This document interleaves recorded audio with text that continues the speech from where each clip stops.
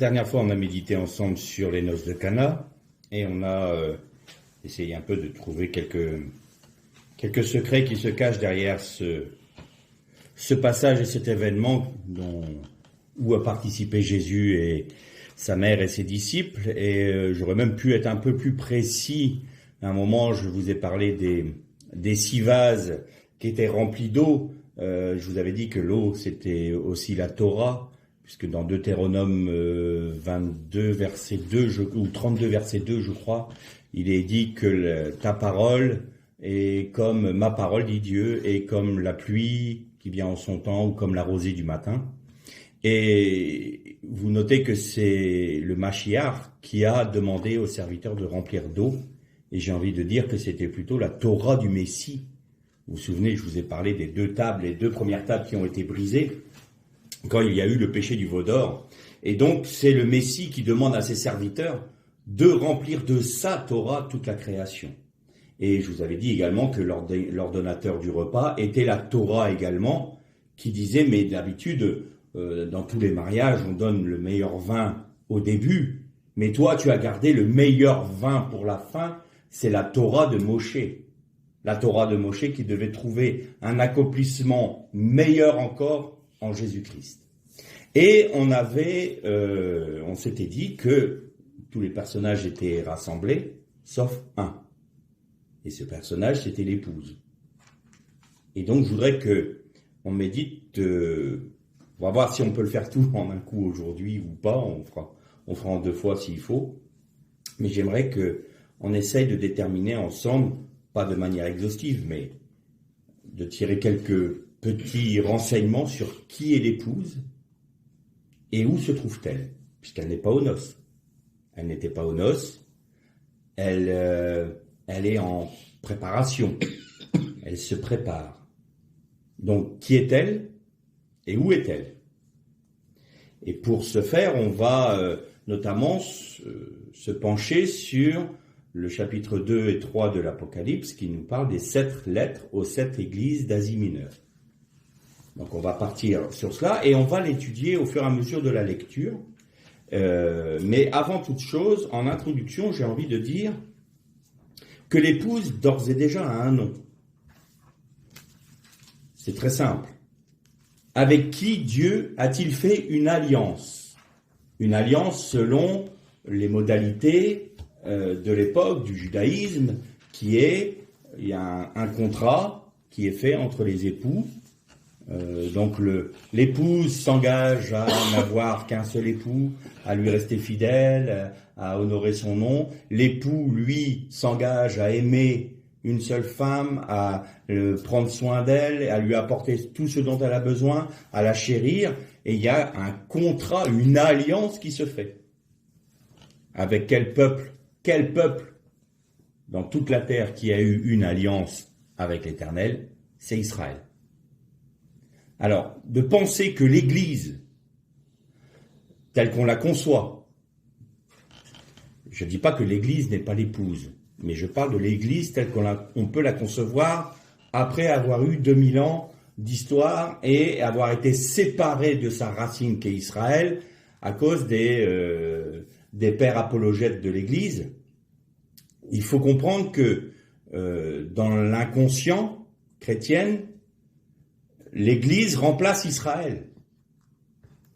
Or, si vous prenez le poids numérique du mot épouse en hébreu qui est kala, kala en hébreu veut dire épouse, vous l'avez, le poids numérique c'est 10. Alors je fais juste une aparté là parce qu'on m'a fait une remarque notamment sur la chaîne.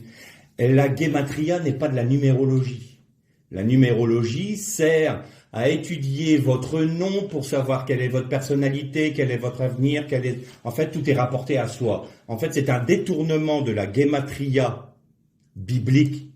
Qu'est-ce que la guématria? C'est le poids numérique d'un mot ou d'une lettre qui est en relation avec un autre mot ou un autre passage de la Torah. Ça nous permet d'avoir des liens et des connexions, et pas pour prédire l'avenir ou pour savoir si je suis tel caractère et tout ça. La guématria sert à sonder qui est Dieu, la numérologie sert à s'auto-suffire et à s'auto-satisfaire. Donc je réfute, je réfute le terme de numérologie et je parle de gematria. La numérologie est un dérivé dérivé païen de la gematria. La gematria est un système d'exégèse qui a été donné par Moïse aux Hébreux. Or, évidemment, comme la Kabbale, tout ça a été détourné par les païens, par l'ennemi, pour en faire quelque chose d'occulte. Effectivement, la numérologie, c'est de l'occultisme. Une certaine forme de Kabbale, c'est de l'occultisme. Pourquoi ? Parce que ce qui est au centre des recherches, ce n'est pas Dieu, mais l'homme. Savoir son avenir. Voilà. Donc, à partir du moment où vous faites de la numérologie pour savoir qui vous êtes, comment vous êtes, si vous êtes le plus beau, si vous êtes comme ci, si vous êtes compatible avec tel autre et tout ça, ça, c'est de l'occultisme. Par contre, la gematria ou toute autre forme d'exégèse qui vous amène à connaître Dieu, c'est différent. L'ennemi voudra toujours vous détourner de Dieu, et ce qui est vrai voudra vous amener vers Dieu. Donc voilà, j'ai fait cette parenthèse, j'espère que maintenant c'est clair et qu'on ne va pas me rabattre les oreilles avec cette numérologie. Bien, ça c'est clair. Donc Kala, poids numérique 10. Si vous prenez Israël en allant sur le Mispar Katan, c'est-à-dire en réduisant au plus petit nombre, vous trouvez 10 aussi. Et quand Jésus a dit à l'apôtre Pierre, à Céphas, tu ne seras plus appelé Céphas, mais tu seras appelé Pierre, et sur cette pierre est veine, donc c'est le Père et le Fils, sur cette pierre je bâtirai non pas mon église, comme ça a été traduit par Louis II, mais ma maison de prière, Beit Tefiliati. Ça, c'est la maison de prière, qui reprend un passage d'Ésaïe 56, qui nous parle que les nations seront dans la maison de prière en Israël. Eh bien, si vous prenez maison de prière seule, vous trouvez 9. Donc, si l'Église, comme on la conçoit, est séparée d'Israël, elle ne correspond, son poids numérique ne correspond pas à épouse. Israël seul correspond à épouse. Mais si vous faites Israël plus maison de prière, là vous retrouvez l'épouse. Donc j'ai envie de dire que la véritable épouse, c'est Israël, et rattaché à Israël, ceux des nations qui sont appelés à faire partie de la maison de prière. Voilà. Donc l'épouse, c'est Israël. Elle a un nom, Israël. Et l'Église, c'est les Juifs et les non-Juifs qui ont reconnu en Jésus le Mashiach. Parce qu'il a plu à Dieu, pour être tout à fait juste, de faire en sorte que les Israélites soient à la même enseigne que les nations, c'est-à-dire que même s'ils ont été choisis pour leur père, si c'est leurs pères qui ont été choisis par Dieu, même si Dieu a fait une alliance avec eux au mont Sinaï, même s'il a été leur Dieu, s'il les a conduits, le temple de l'Éternel était à Jérusalem et la présence de l'Éternel était à Jérusalem, eh bien, il a plu à Dieu de faire en sorte qu'ils soient soumis à la même grâce que nous. Et c'est la raison pour laquelle les Juifs qui ne reconnaissent pas le Messie ont le même châtiment que ceux des païens qui ne reconnaissent pas le Messie. Et vice-versa, tout Juif qui reconnaît le Messie, tout comme tout païen qui reconnaît le Messie, est membre de l'Église, donc membre de l'épouse. Je crois que c'est assez clair pour tout le monde là. Donc l'épouse, c'est ça. Maintenant, comment est-ce que on peut dire l'épouse est là? On a vu un peu qui elle était. Maintenant, où se trouve-t-elle? Dans beaucoup d'enseignements évangéliques, et même plus largement, je pense que ça touche aussi le catholicisme, l'orthodoxie et toutes les branches du protestantisme, on dit que l'Église dans son ensemble, c'est l'épouse. Donc, on part du principe que tous vont avoir part aux noces de l'agneau. À partir du moment où vous êtes dans l'Église, vous avez part aux noces de l'agneau. Et je crois qu'il faut approfondir un peu la question parce que tout en méditant la parole de Dieu, il ne me semble pas que ce soit ce qui est dit dans la parole de Dieu. Parce que je vois les 5 vierges sages qui, elles, ont eu suffisamment d'huile pour rentrer aux noces de l'agneau, et les 5 vierges folles, qui étaient vierges, qui n'avaient pas assez d'huile, et qui, elles, n'ont pas pu rentrer aux noces de l'agneau. Alors évidemment, comme nous avons un esprit très cartésien, et que nous n'avons pas cette mentalité orientale qui nous permet de mettre des nuances là où Dieu en met, eh bien on est parti du principe que les vierges folles étaient automatiquement les apostats qui a été déchus. Et vous m'avez souvent entendu dire, mais où se trouvent ceux qui sont sauvés comme à travers du feu? Ils ont perdu leur récompense, nous dit Paul. Ils sont sauvés, oui, mais comme à travers du feu, parce que toute leur œuvre, c'est du bois, c'est de la paille, c'est du chaume. Donc, s'ils sont sauvés, ils sont bien quelque part. Ils ont bien part à quelque chose. Mais là encore, on a un patois de Canaan chrétien ou évangélique qui fait « on va tous aller dans le royaume de Dieu ». Donc le royaume de Dieu, pour nous, est un emplacement. En fait, on a fait en sorte, dans l'inconscient populaire chrétienne, le royaume de Dieu, c'est le paradis. C'est le Gan Eden. Donc, si vous n'êtes pas dans le royaume de Dieu, ben vous n'êtes pas dans le paradis. Si vous n'êtes pas dans le paradis, vous êtes en enfer. Voilà, c'est très bien. Hein. Mais Jésus a dit à ses disciples, il y a plusieurs maisons dans la demeure de mon Père. Et si ce n'était pas le cas, je vous l'aurais dit. Donc, il faut qu'on essaye de déterminer bibliquement qui est qui et qui a part à quoi. Et ça, tout ça nous est révélé dans ces fameuses lettres aux 7 églises d'Asie mineure. Alors évidemment, là encore, je me souviens d'une conversation entre 2 frères.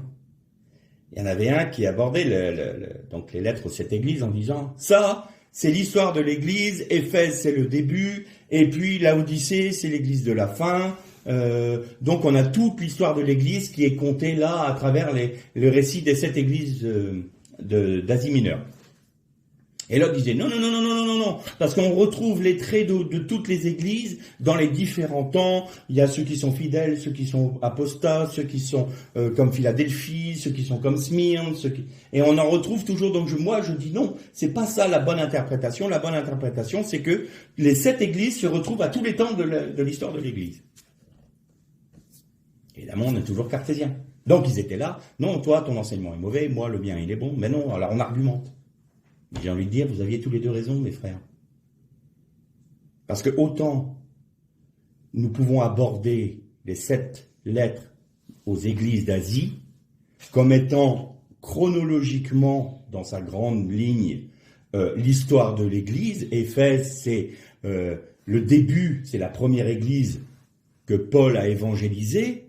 Et c'est là où il y a eu un immense réveil, il y avait beaucoup de conversions, les gens, on va voir ça tout à l'heure, brûlaient leurs livres de magie et d'idolâtrie, et il y a eu un immense réveil à Éphèse. Ensuite, vous avez Smyrne qui correspond aux persécutions qui ont suivi l'histoire de l'Église, qui a été persécutée, et ainsi de suite. Mais en même temps, dans toute l'histoire de l'Église et dans des assemblées locales, vous pouvez trouver les caractéristiques des 7 églises, en tout temps. Et ça, c'est l'aspect oriental, c'est-à-dire, comme je vous le disais, la vérité étant un diamant, un apporte une facette, l'autre apporte une autre facette, et c'est l'ensemble du diamant qui est la vérité, pas ma facette que je vais apporter. Alors aujourd'hui, moi, je vais vous apporter une facette. Mais il peut y avoir des compléments qui seront apportés par d'autres frères, parce que nous sommes tous complémentaires, et non pas nous battre les uns contre les autres. Donc plutôt que de nous diviser sur des questions doctrinales, entre guillemets, comme ces 2 frères, non, parce que c'est l'histoire de l'Église, c'est la chronologie de l'histoire de l'Église, non, on retrouve ces aspects-là, mais mettez-vous ensemble, regardez, en fait, toute la vérité, vous la détenez. Donc rentrons plutôt dans cet aspect-là, que de se dire, ah là, et non, il n'a pas fait la bonne interprétation, lui, il ne faut pas l'écouter. Ah bah lui, non plus. La bonne interprétation, bah évidemment, la bonne interprétation, c'est celle que moi je donne. Évidemment. J'ai raison. Donc, Aujourd'hui, je vais vous apporter un aspect. Et vous allez entendre un autre message d'un autre frère ou d'autres frères qui vont vous apporter d'autres aspects. Et à ce moment-là, vous commencerez à faire le tour un peu de la vérité. Christ seul est la vérité. Nous pouvons, en tant que serviteurs de Dieu, que apporter un aspect de la vérité qui doit être complété avec nos œuvres. Parce que la plénitude de Christ remplit les uns et les autres. Et quand nous sommes tous unis les uns les autres, c'est tout Christ qui est révélé. C'est pas un seul homme qui détient la vérité, encore heureux. J'aimerais pas détenir la vérité tout seul. Ça me ferait peur. Parce que je pourrais m'enorgueillir et dire, écoutez-moi, c'est moi qui ai raison. J'ai toute la vérité. Non, j'ai une part de la vérité. Et d'autres frères ont d'autres parts de vérité. Et il faut que l'on reste dans l'union, dans la communion et dans l'amour fraternel qui nous permettra de partager ce que nous avons reçu de la part du Seigneur de manière à connaître qui il est dans la communion fraternelle. Je te prie, Dieu, pour qu'il soit un comme nous sommes un. Le gros problème des dénominations, vient de ça, c'est qu'on a pris une vérité comme étant la vérité. L'autre a pris un aspect de la vérité comme étant la vérité, et on se fait la guerre. Alors que tous ont une part de la vérité. Rien ne doit nous désunir, si ce n'est le rejet de l'idolâtrie. Ça, c'est un autre problème. Mais, à partir du moment où nous sommes rentrés dans un aspect de la vérité, nous n'avons aucun droit de nous diviser au nom de cette vérité que nous avons découverte, ou de cette part de vérité que nous avons découverte. Or, c'est ce que nous faisons. Et nous sommes responsables devant Dieu de cela. Et nous devrons rendre compte devant Dieu de cela. Bien. Suite à cette introduction, on va commencer donc à lire le chapitre 2 au verset 1 du livre de l'Apocalypse. Et on va parler de l'église d'Éphèse. À l'ange de l'église d'Éphèse, écrit, « Voici ce que dit celui qui tient les 7 étoiles dans sa main droite, celui qui marche au milieu des 7 chandeliers. Je connais tes œuvres, ton travail et ta persévérance. Je sais bien que tu ne peux pas supporter les méchants. Tu as mis à l'épreuve ceux qui se disent apôtres et ne le sont pas. Et tu les as trouvés menteurs. Tu as de la persévérance, tu as souffert à cause de mon don, et tu ne t'es pas lassé. Mais j'ai contre toi. Tu as abandonné ton premier amour. Souviens-toi donc d'où tu es tombé. Change radicalement et reviens à tes premières œuvres. Sinon, si tu ne changes pas radicalement, je viendrai à toi et j'enlèverai le chandelier de sa place. Cependant, tu as ceci pour toi. Tu détestes les œuvres des Nicolaïtes, œuvres que moi-même je déteste. Celui qui a des oreilles entende ce que l'Esprit dit aux églises, aux vainqueurs, je donnerai à manger de l'arbre de la vie qui est dans le Gan Eden, paradis de Dieu. Alors, je vous ai toujours dit qu'il était toujours important de remettre dans le contexte historique et géographique de l'époque, donc historique et géographique, des textes que nous lisons. C'est extrêmement important parce que vous allez voir que dans les 7 lettres, il y a des particularités qui sont données à chaque église qui correspondent à leur histoire et à leur position géographique. Et ce qui permettait aux frères et sœurs de ces églises d'être percutés dans ce qui était dit. Mais aujourd'hui, nous pouvons, nous, tirer un enseignement de cela. Mais si nous ne connaissons pas l'histoire, si nous survolons, si nous prenons ça juste comme ça, sans essayer de creuser un peu plus loin et de découvrir certains secrets, eh bien, il y a beaucoup d'aspects qui nous manquent. Alors, Éphèse, comment agissait Paul déjà pour agir? Parce qu'il faut savoir que l'Asie mineure, c'était le champ missionnaire de l'apôtre Paul. Quand il a été amené à Rome et il est mort à Rome, l'apôtre qui a pris autorité sur les églises d'Asie, ça a été l'apôtre Jean, jusqu'à sa mort. D'ailleurs, il y a une basilique, les ruines d'une basilique qui est à Éphèse, sur le lieu historique d'Éphèse, et dans la nef de cette basilique qui avait été construite, vous avez le tombeau de Jean. Vous avez une pierre tombale, l'apôtre Jean, sigille l'apôtre Jean. Donc, on pense vraiment que Jean est mort à Éphèse et qu'il a été inhumé à Éphèse. Donc, Paul agissait toujours de la même manière. Et sur ce point-là, il respectait, j'ai envie de dire, à la lettre, le commandement que le Seigneur avait donné aux disciples. C'était « Allez, annoncer ma parole d'abord à Jérusalem, puis dans toute la Judée, et après dans le monde entier. » Eh bien, Paul faisait une chose très simple. Il rentrait dans une ville, dans un champ missionnaire, et il allait dans la synagogue de la ville. Pourquoi ? Pour une raison très simple. C'est que, à partir du moment où les Juifs étaient eux-mêmes au courant de la Torah, puisqu'ils étudiaient la Torah toutes les semaines, et ils passaient leur temps à étudier la Torah, eh bien, il était aisé pour Paul d'arriver là-bas et d'annoncer l'accomplissement de la Torah en Jésus-Christ. Et donc, qu'est-ce qui se passait tout le temps ? Au début, on l'écoutait, certains étaient touchés et découvraient, mais effectivement, tout ce qu'on découvre, nous, actuellement, en disant « Ah, mais Jésus, il est dans tous les versets, dans toutes les paroles de la Torah, on le trouve partout dans toute la Bible. Hein, » nos cours Zoom on le démontrent. Et ben, eux, à combien plus forte raison. Mais effectivement, mais tout s'explique. Et donc, ils suivaient Paul. Et donc, ils devenaient des Notzrim, des Nazaréens. Sauf que certains Juifs récalcitrants, eh bien, n'acceptaient pas le message de Paul. Ça n'a pas manqué à Éphèse. Et au bout d'un moment, ils mettaient Manu Militari, Paul, hors de la synagogue, et tous ceux qui avaient cru avec lui. Et donc, qu'est-ce qu'il faisait Paul ? Eh bien, à Éphèse, il allait à la bibliothèque de Celsius. Vous avez encore aujourd'hui les ruines de cette bibliothèque qui était un monument. C'était, je crois, de la deuxième bibliothèque après celle d'Alexandrie. Donc, vous avez encore les grandes colonnades là, et vous avez les marches de la bibliothèque.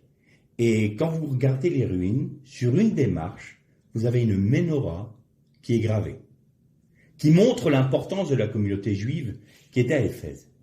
Et donc, Paul annonçait avec les Juifs qui avaient cru en Jésus le message de l'Évangile. Et les païens qui écoutaient ça disaient c'est quoi votre Dieu ? Et là, il expliquait la Torah. Et Paul est resté 6 ans à Éphèse. Et il y a eu un très grand réveil à Éphèse, on pourrait dire. Et donc, à tel point, que ceux qui pratiquaient la magie et le culte d'Artémis, puisqu'il y avait un très grand temple d'Artémis à Éphèse, eh bien, ils venaient, ils apportaient leurs livres, leurs rouleaux de magie et d'occultisme, et ils les brûlaient. Et on a fait à peu près le calcul, grosso modo, il y avait pour plus de 3 millions d'euros qui sont partis en fumée.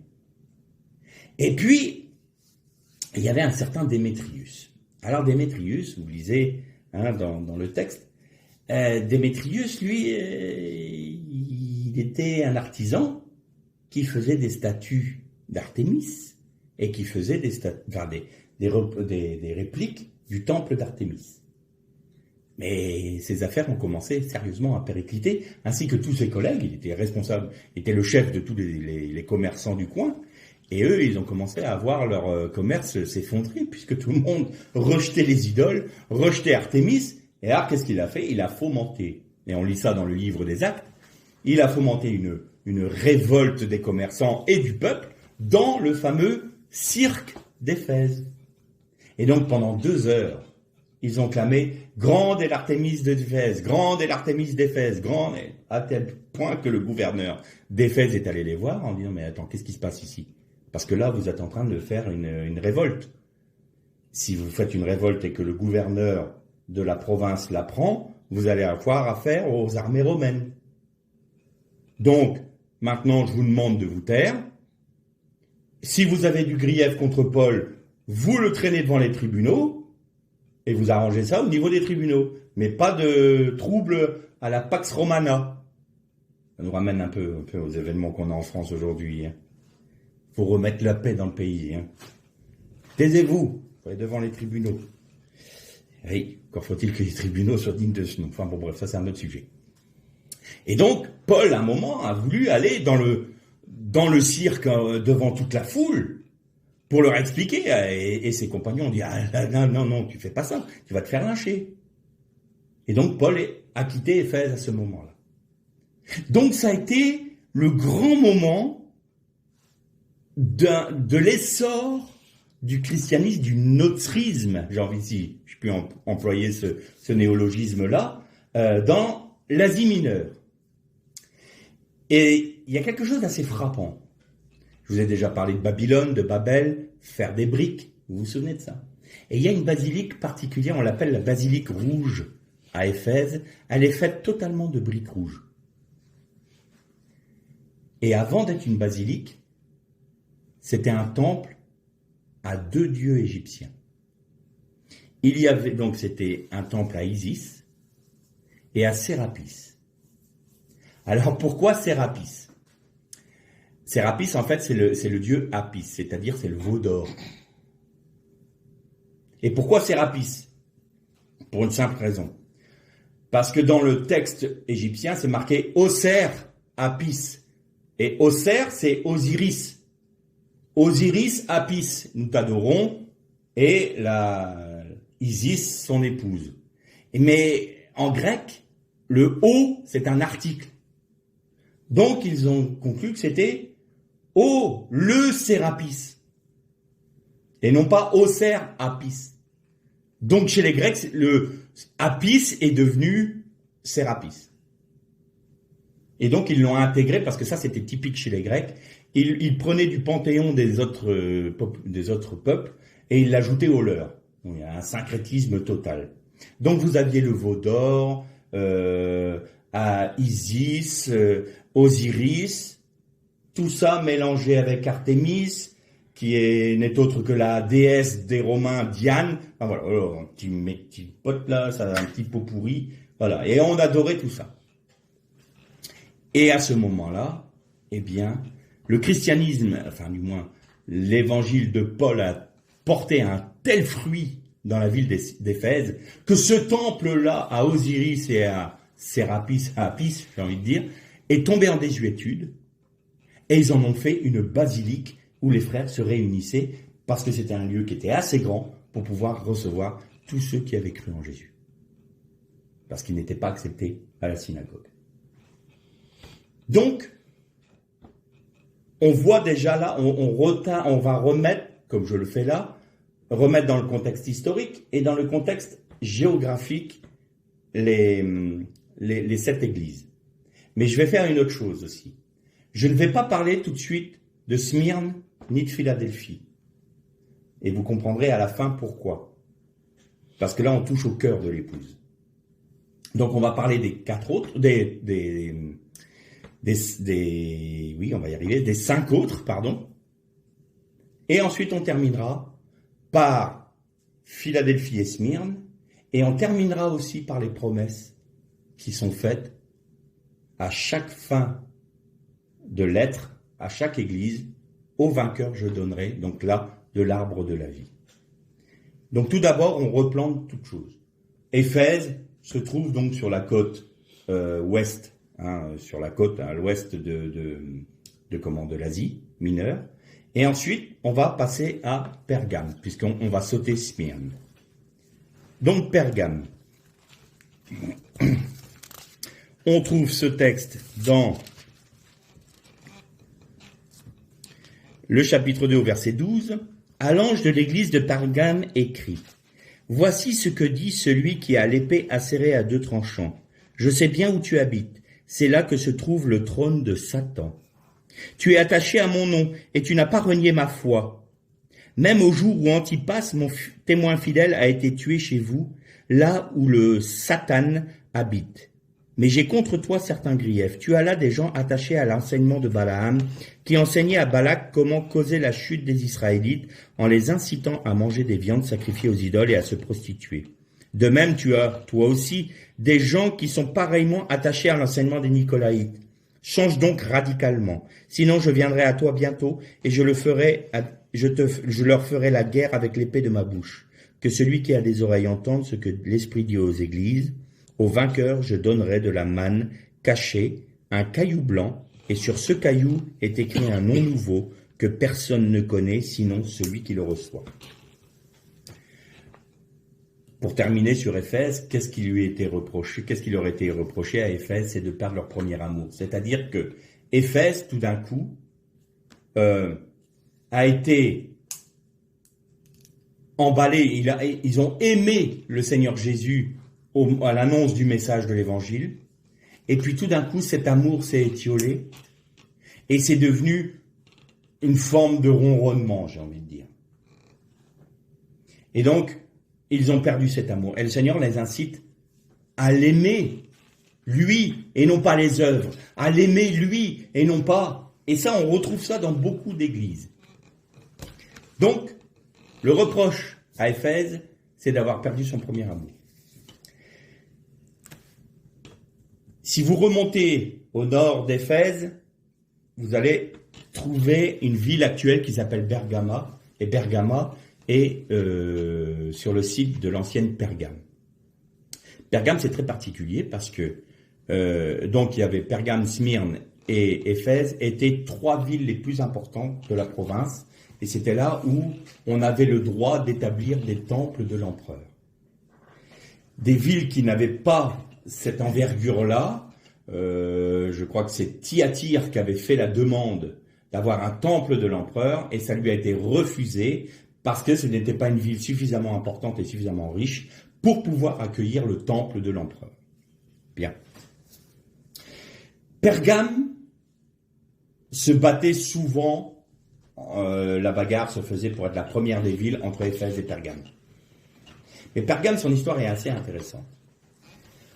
Donc, elle est au nord, c'est une ville très importante, et c'est une ville qui avait 3 points principaux qui nous donnent un renseignement sur le pourquoi Jésus dit c'est là où réside Satan et où se trouve le trône de Satan. Alors, on a cherché, les historiens ont cherché, qu'est-ce que Jésus a pu vouloir dire en disant, voilà, c'est là que Satan existe, vit, donc il vit seulement à Pergame. Pergame est une typologie d'un système. Et on va essayer de le voir ensemble. Alors d'abord à Pergame, il y avait ce qu'on appelait l'Asclépion. L'Asclépion était un centre de soins qui mêlait la médecine traditionnelle de l'époque avec la médecine psychologique, psychiatrique et la magie. Et pourquoi la magie ? Parce que le patron de cet institut était le dieu Asclépios, d'où le nom Asclépion. Et ses attributs à ce dieu-là, c'était un bâton autour duquel était entouré un serpent. D'où la caducée. La caducée a été tirée du dieu Asclépios. Pour dire que, je ne suis pas en train de dire que la médecine en tant que telle est mauvaise, mais quand on voit les références qu'elle prend, parfois la médecine peut être dévoyée. Je dis toujours, et je ne suis pas le seul à le dire, il faut comprendre que si les laboratoires pharmaceutiques sont si riches aujourd'hui, c'est pas parce qu'ils font que les gens soient bien portants. Si tout le monde était bien portant, qu'ils guérissaient tout le monde, ils ne gagneraient pas d'argent. Vous arriverez à lire entre les lignes. Donc Asclépios, le serpent qui peut très bien te mordre pour te tuer ou très bien te soigner. Il y a les deux aspects. Vous avez des médecins qui sont formidables, qui sont dévoués, et vous en avez d'autres qui sont beaucoup plus discutables, on va dire. Vous avez des instituts qui sont très bien, très dévoués, qui cherchent qu'une seule chose, c'est vraiment d'aider leurs prochains et les guérir, et vous en avez d'autres qui ont d'autres motivations. Un chrétien doit d'abord remettre tout à Dieu, même s'ils utilisent le système médical. C'est pas le problème. Je suis pas en train de dire qu'il faut pas aller à l'hôpital ou pas appeler votre médecin. Ce que je dis simplement, c'est qu'il faut remettre les choses à leur juste place. nous ne nous appartenons plus, nous appartenons à Dieu d'abord. Donc c'est Dieu d'abord notre premier médecin. Et si le Seigneur nous demande d'aller, pour aller nous faire soigner à l'hôpital, nous le faisons, mais c'est Dieu d'abord. Donc il y avait cet aspect-là, et notamment une des pratiques dans l'Asclépion était que les hommes devaient, donc les patients devaient dormir, et pendant leur sommeil, était-ce des rêves ou était-ce véritablement de véritables serpents? Soit ils rêvaient, soit ils avaient des serpents qui, pendant leur sommeil, passaient sur leur corps. Et quand ils s'arrêtaient à un endroit, c'était l'endroit qu'il fallait soigner. Et donc on faisait des incantations pour guérir le malade sur l'endroit où le serpent s'était arrêté. Donc on utilisait les serpents pour guérir, pour montrer comment soigner le patient. Les serpents, donc on se tourne vers Satan plutôt que de se tourner vers Dieu. Donc il y avait l'Asclépion. Il y avait un autre point, et donc j'en ai parlé tout à l'heure, c'est le temple de Trajan. Il faut savoir que toute population qui était sous l'égide de Rome avait obligation de rendre un culte à l'empereur. Donc il devait aller offrir des sacrifices à l'empereur et lui rendre un culte. Un seul peuple avait une dérogation. Et ce peuple, c'était le peuple juif. Parce qu'il était hors de question pour un juif d'adorer un autre Dieu que l'Éternel même. Et donc, pas question, il préférait se battre, se révolter, se rebeller. Rome a connu quelques révoltes assez intéressantes de la part des Juifs, et ils se sont dit, bon, vous êtes exemptés du culte à l'empereur, seulement vous offrez des sacrifices dans votre temple pour la santé de l'empereur. On dit ça, on veut bien. Ça, on est d'accord.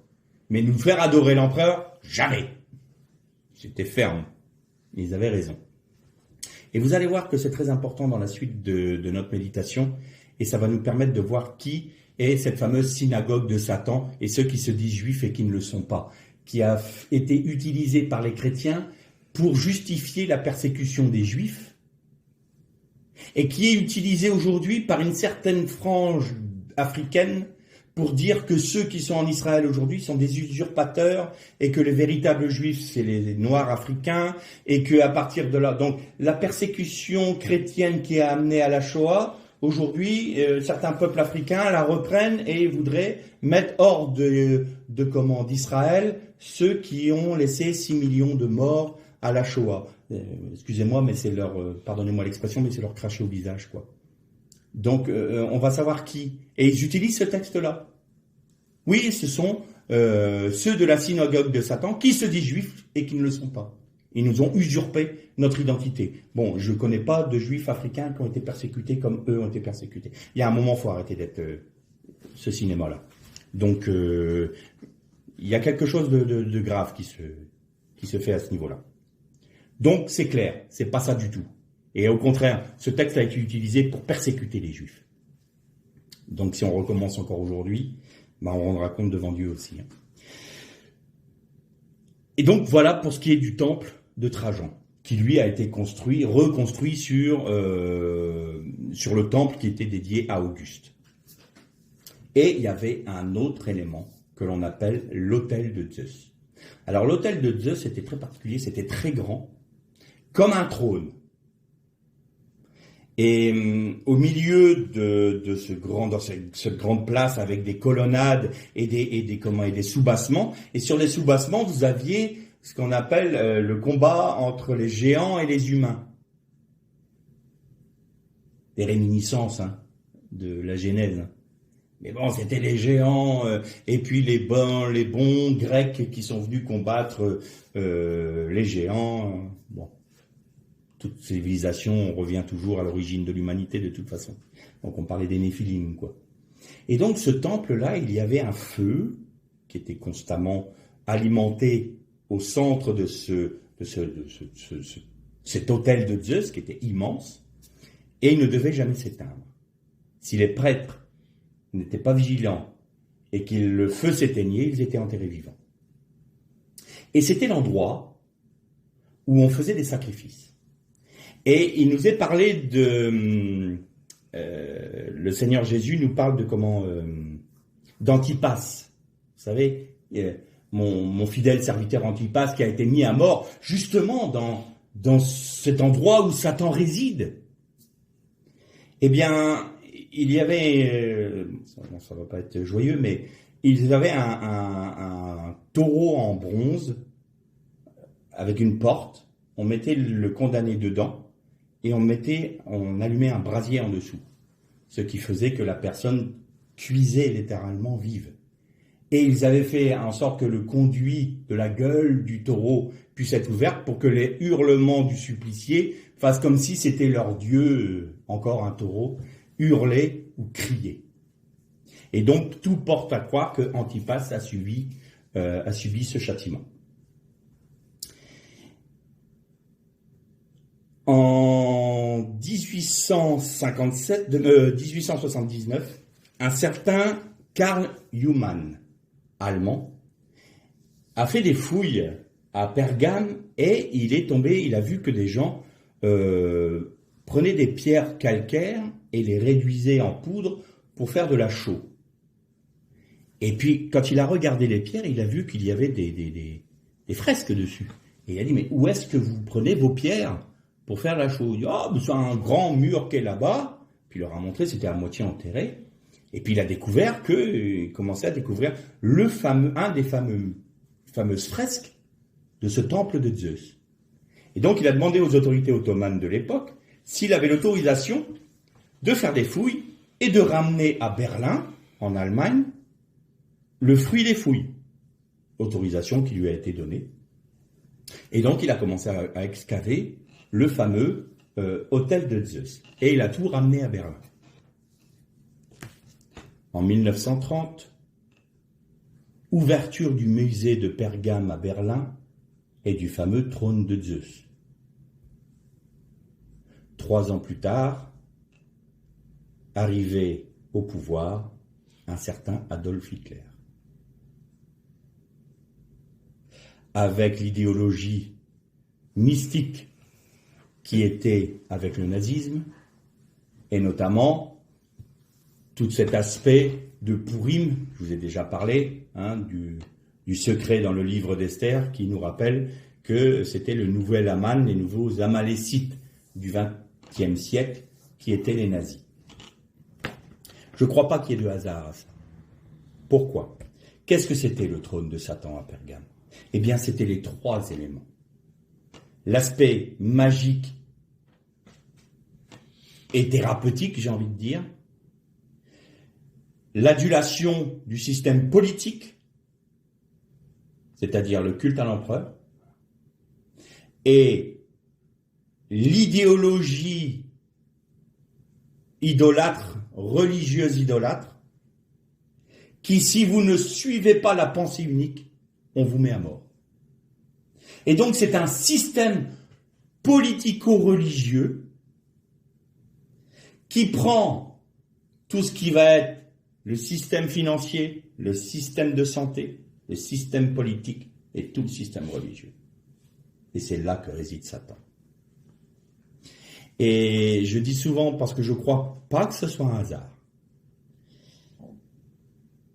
ce fameux temple a été reconstruit à Berlin. Il a été inauguré en 1930, ouverture au public. Ensuite, nous avons eu tout de suite après le nazisme. Et ça m'est arrivé de dire à ma femme, tu sais, ils ont perdu la guerre militairement, les Allemands, mais pas idéologiquement. Parce qu'aujourd'hui, l'Union européenne, c'est quelle idéologie? Française? Anglaise? Non, c'est l'Allemagne qui dirige la manœuvre. L'Allemagne est celle qui insuffle l'Union européenne. L'Union européenne n'est que le bras armé, j'ai envie de dire, de l'Allemagne. C'est l'Allemagne qui donne le là. Hein. C'est pas la France, faut pas qu'on se leurre. C'est pas les autres pays membres, c'est l'Allemagne. D'ailleurs, l'euro correspond au Deutschmark.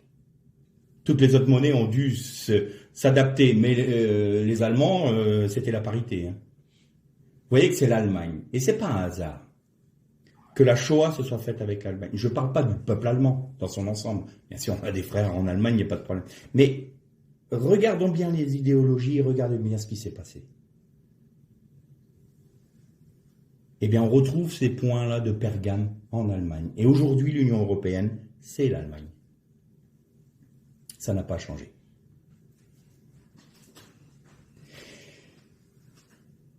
Donc, on sait maintenant où était le trône de Satan et ce qu'était le trône de Satan. Et là où il réside. Alors aujourd'hui, il est où? Eh bien, il est dans tous les systèmes politiques, financiers, religieux qui sont en lutte contre Dieu. Et c'est Babylone, la grande, qui est en train de se construire. Et je vous ai dit que Apis, Sérapis, le fameux taureau, le fameux veau, là, le veau qui était sur le temple, sur l'autel de Zeus, dans lequel on sacrifiait des êtres humains. Qu'est-ce qu'il y a devant le Parlement européen? Ah oui, Europe qui chevauche quoi? Un taureau, la bête. Mais après on me dira que tout ça c'est du hasard, c'est pure coïncidence quoi. Je ne crois pas qu'il y ait de coïncidence. Et même ceux qui aujourd'hui luttent contre Dieu savent très bien ce qu'ils font.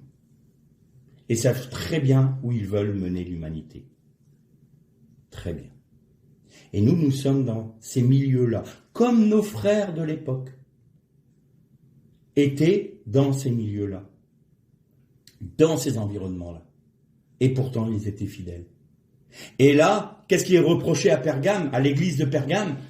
Mais tu acceptes la doctrine des Nicolaïtes, on en a souvent parlé. C'est ceux qui aiment le compromis, le mélange. Oh, allez, on va pas être aussi radicaux. Un petit culte à l'empereur. Oh, allez, on peut se satisfaire du monde et ce qu'il nous offre. Hein. Asclépios, il y a des moments. Moi, j'ai été parfois sidéré de voir que certains chrétiens se disaient, notamment en Indonésie, vous aviez des missionnaires qui annonçaient l'évangile, et les personnes venaient tous les dimanches à l'église en se disant qu'ils étaient chrétiens, et puis quand ils étaient malades, ils allaient voir le sorcier d'à côté. Pourquoi? Parce qu'ils disaient, au moins là, on est guéri. Un peu d'Asclépios, un peu de culte à l'empereur. Allez, on fait notre petite religion, après tout. C'est un autel à Dieu, Zeus, Dieu. Dieu vient du mot grec Zeus. Fait un petit syncrétisme, un petit mélange. Et puis après tout, on est sous la grâce, on peut faire ce qu'on veut. On peut pécher comme on veut. De toute façon, on a la grâce, Seigneur Jésus nous a pardonné. Pas de problème. Ça, c'est la doctrine des Nicolaïtes.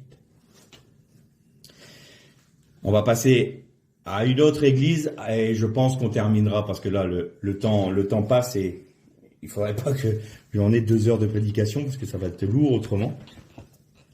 Donc, on va passer. Philadelphie, on va pas la faire aujourd'hui. On va passer à Thyatire.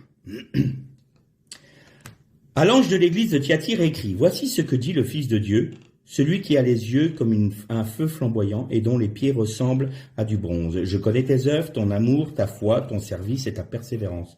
Je sais bien que tes dernières œuvres sont plus nombreuses que les premières. Cependant, j'ai ceci contre toi.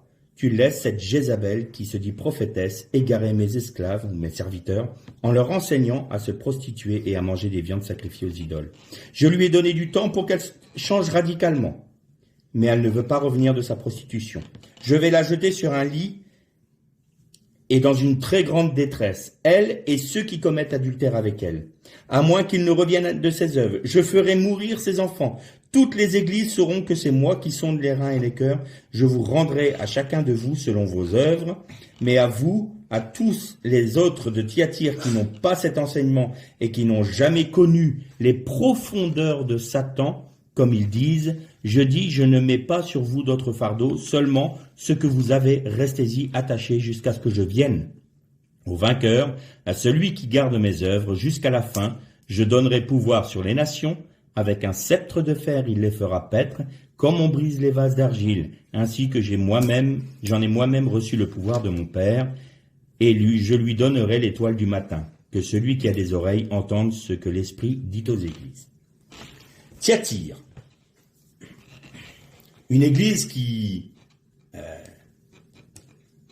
fait des œuvres, qui aime Dieu, qui est bouillant pour Dieu, et pourtant, il y a en son sein une personne très particulière qui porte le nom de Jézabel. Alors, rien ne nous prouve historiquement que cette fameuse femme s'appelait Jézabel. Mais elle nous fait référence à une autre Jézabel, du temps d'Akab, celle qui avait détruit les autels de l'Éternel en Israël et qui avait bâti les autels à Baal. Et notamment dans le culte de Baal, c'est une des raisons d'ailleurs pour laquelle c'était un culte qui était très, très en vogue, c'est qu'il y avait la prostitution sacrée. Vous aviez des prêtresses qui se prostituaient, donc celui qui venait offrir une offrande, allait avec une prêtresse, et c'était pour rendre, Baal était le dieu de la fertilité, donc c'était pour rendre fertile la terre du dieu Baal, quoi. Donc Israël à l'époque. Et là, il y a une notion assez intéressante, parce que vous savez que l'apôtre Paul nous parle de ne pas nous asseoir, de ne pas participer à la table des démons. Et participer à la table des démons, c'est très particulier. Parce que là, il nous est dit interdiction de manger des viandes. Elle vous incite à manger des viandes sacrifiées aux idoles. Dans Acte 15, il nous est dit qu'ils aillent écouter la loi de Moïse dans toutes les synagogues, qu'ils ne mangent pas de sang, qu'ils ne mangent pas d'animaux étouffés, qu'ils se maintiennent de l'impureté, qu'ils aient un seul Dieu, qu'ils ne soient pas idolâtres, et qu'ils ne mangent pas de viande sacrifiée aux idoles. Et pourtant, dans une de ses épîtres, l'apôtre Paul dit « Mais il y en a qui ont la liberté de manger des viandes sacrifiées aux idoles sans que ça leur pose de problème de conscience, et d'autres qui ne peuvent pas parce que ça leur pose un problème de conscience. Faites tout pour l'amour de l'autre, du prochain. » Alors, vous mangez des viandes sacrifiées aux idoles, pas manger des viandes sacrifiées aux idoles. Est-ce qu'on a la liberté, pas la liberté? Je vous ai déjà expliqué. Pourquoi? Parce que tous les sacrifices qui étaient donnés à des dieux, ces viandes-là étaient amenées à l'agora, c'est-à-dire au centre de la ville, le centre commercial de la ville, et ils étaient vendus sur les étalages pour tout le monde. Donc, tu venais acheter de la viande, c'était de la viande qui avait été peut-être sacrifiée aux idoles. Manger de la viande sacrifiée aux idoles, c'est plus que simplement d'acheter de la viande sur un étal et puis l'amener chez soi et manger. Non, c'est aller à la table des démons.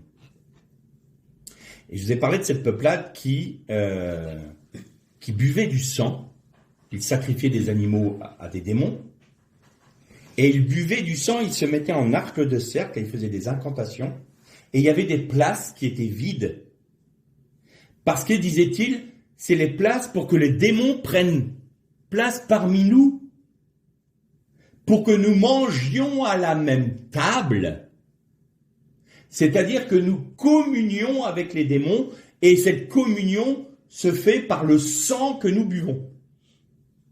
Tu ne manges pas, tu ne consommeras pas de sang. Et eux, avec les démons, on va consommer le sang du sacrifice parce qu'on absorbe sa vie et nous voulons que les démons prennent la vie des sacrifices et nous communions avec les démons. C'est ça le repas des démons. Et donc, cette fameuse femme qui est appelée Jézabel, elle incitait donc les frères responsables, au moins certains responsables de l'Église, à pratiquer la prostitution rituelle et à, entre guillemets, manger à la table des démons. C'est-à-dire que vous allez manger des viandes sacrifiées aux idoles en toute connaissance de cause, mais pour vous lier aux démons, puisque vous acceptez le Christ, mais en même temps vous acceptez cette idolâtrie qui est la prostitution sacrée, donc vous mangez en même temps des viandes sacrifiées aux idoles, vous copulez avec des démons, j'ai envie de dire. Ça change de note, là. C'est pas un bout de viande qu'on a été acheté sur un étalage. Là, on pratique l'idolâtrie physiquement, spirituellement, on est des prostituées spirituelles. Vous allez voir que c'est important. Donc, c'est une prostituée. Et Jézabel d'Akab, quelle a été sa fin?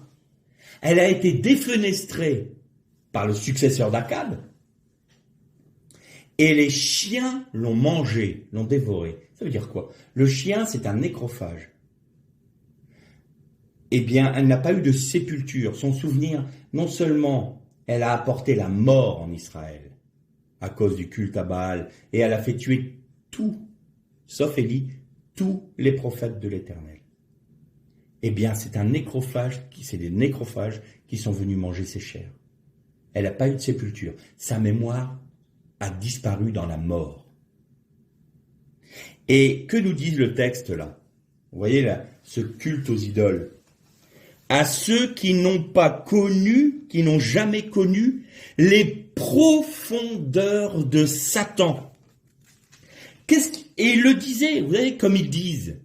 C'est-à-dire que ces hommes-là, eh bien, ils voulaient de Jésus, ils acceptaient le sacrifice de Jésus, ils se disaient chrétiens, ils étaient dans l'église, mais en même temps, on va goûter aux profondeurs de Satan. Tout ce que Satan peut nous donner, on l'accepte. On accepte même de manger à la table des démons. Et quand il est dit, donc, dans Acte 15, ne consommez pas de viande sacrifiée aux idoles, c'était précisément ça. N'ayez pas de commerce avec Satan. N'allez pas connaître les profondeurs de Satan. Pourquoi il disait ça aux nations? Parce que les nations, comme ils étaient païens, ils connaissaient les profondeurs de Satan. C'était leur culture, c'était leur habitude. Alors il le disait, surtout ne mangez plus à la table des démons, ne mangez plus de viande sacrifiée aux idoles.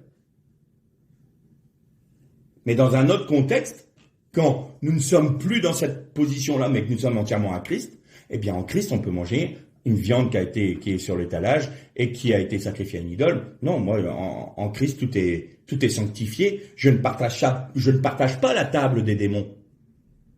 Ça me dérange pas. Puis d'un coup, il y a le frère à côté qui dit, ah oui, mais tu sais, moi, ça me pose un problème. Wow, ça te pose un problème. Par amour pour toi, je n'en prendrai pas. Ouais, on revient encore sur des messages des prédications qu'on a eues ensemble. Donc, c'est toujours pour l'amour de l'autre. Donc, il y a une liberté en Christ, mais là, c'est au-delà de la liberté, c'est-à-dire qu'on désire partager la table des démons. La ville de Thyatire était très réputée pour son commerce du pourpre. Et quand Paul a été en Macédoine, il a rencontré un groupe de femmes prosélytes, c'est-à-dire qui n'étaient pas juives de naissance, mais qui étaient des guerres. On en a déjà parlé, des guerres à la porte, et il y avait parmi elles une fameuse Lydie qui était marchande de pourpre. Et Lydie était originaire de Thyatire. Et quand Paul a annoncé la parole, la Torah du Mashiach à Lydie, elle l'a reçue tout de suite et elle a proclamé dans la Macédoine, elle-même, l'évangile. Eh bien, ce qui est frappant avec Thyatire, c'est que là, vous avez d'une part l'épouse, dans l'image de Lydie, l'épouse qui est marchande de pourpre. C'est-à-dire qu'elle est marchande de la couleur de la royauté, du royaume. Et à côté de ça, vous avez cette prostituée Jézabel. Vous avez l'église pure, l'épouse pure, sans tache et fidèle, en l'image de Lydie, et vous avez la prostituée spirituelle et bien physiquement en Jézabel. Et là, vous avez les deux choses à Thyatire. Eh bien, alors évidemment, dans l'histoire de l'Église, depuis l'origine, la mort de Jésus jusqu'à maintenant, on peut retrouver ces différents aspects-là. Mais on peut retrouver ça aussi dans chaque assemblée locale. Mais plus que ça, le Seigneur nous pointe le doigt aussi personnellement. C'est pas que les églises qui sont touchées, qui sont interpellées. C'est chaque membre de chaque église qui est interpellé. C'est chaque cœur qui est disséqué. C'est comme si le Seigneur faisait un plan large sur l'histoire de l'église, puis tout d'un coup il vient sur votre pays, puis tout d'un coup il vient sur votre assemblée locale, et puis il vient sur vous, et puis maintenant il va grossir le champ jusqu'à arriver dans votre cœur. Qu'est-ce qu'il y a dans votre cœur? Aimez-vous la table des démons? Aimez-vous la doctrine de Balaam? Avez-vous perdu votre premier amour? Où en êtes-vous? Parce que si chaque cœur est entier pour Christ, la personne est entière pour Christ. Elle va inciter ses frères et sœurs à être entiers pour Christ. Donc toute église sera entière pour Christ. Et cette église-là peut aussi inciter d'autres églises de d'autres lieux de son pays à être entiers pour Christ. Mais à l'inverse, ceux qui laissent la gangrène prendre dans leur cœur va être une gangrène qui se voit sur leur personne, qui va inciter les frères plus faibles à imiter ces personnes-là et à être gangrénés eux-mêmes, qui va gangréner toute l'église locale, qui elle-même pourra gangréner d'autres assemblées. Vous voyez l'importance? Donc oui, c'est l'histoire de l'église dans son ensemble, mais c'est aussi, nous retrouvons les mêmes choses dans chaque église et dans chaque cœur et chez chacun. Donc, on va s'arrêter là pour aujourd'hui. La semaine prochaine, Dieu voulant, on poursuivra sur donc les autres églises et on terminera par Smyrne et Philadelphie et les promesses aux vainqueurs. Mais là, on commence un peu à discerner la nature de l'épouse. On commence à savoir que dans une église, il peut y avoir des hommes qui aiment, des frères qui aiment la doctrine de Balaam, qui sont pas entièrement pour Dieu, leur amour c'est un peu flétri. Et puis on commence à découvrir une chose importante. Dans chacune des églises, il y a des vainqueurs. Et là, vous me voyez venir. Mais on poursuit la prochaine fois. Lech le Shalom.